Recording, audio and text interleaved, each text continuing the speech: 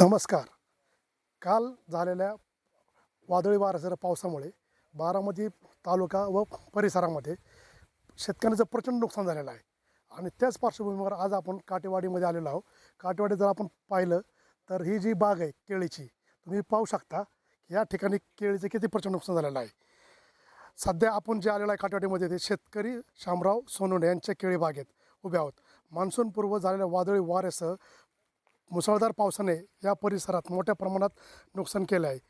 माझ्या मागे आपण पाहू शकता संपूर्ण केळी बाग जमीनदोस्त झाली असून अनेक मुळासकट उकळून निघालेले आहे.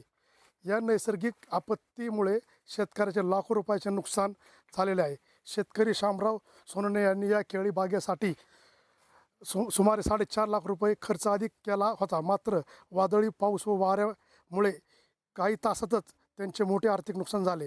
या नुकसानाची पाहणी करण्यासाठी राज्याचे कृषी मंत्री दत्तात्रय भरणे यांनी प्रत्यक्षात शेतात येऊन पाहणी केली आणि शेतकऱ्यांना मदतीचे आश्वासन दिले आहे.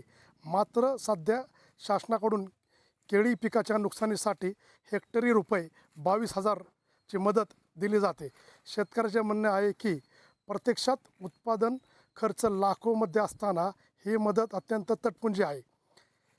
नैसर्गिक संकटात सतत सामना करणाऱ्या शेतकऱ्यांना अशा परिस्थितीत पुरेशी मदत मिळावी, अन्यथा काही शेतकऱ्यांचं असं म्हणणं आहे ह्या मदतमुळं आमचं कंबरडं मोडलं आहे.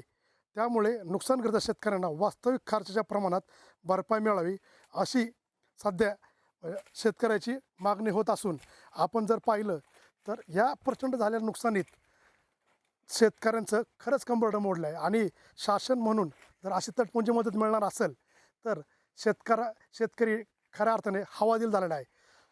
तुर्तास आपण इथंच थांबू. कॅमेरामन निलेशसह मनसूर शेख, BT न्यूज.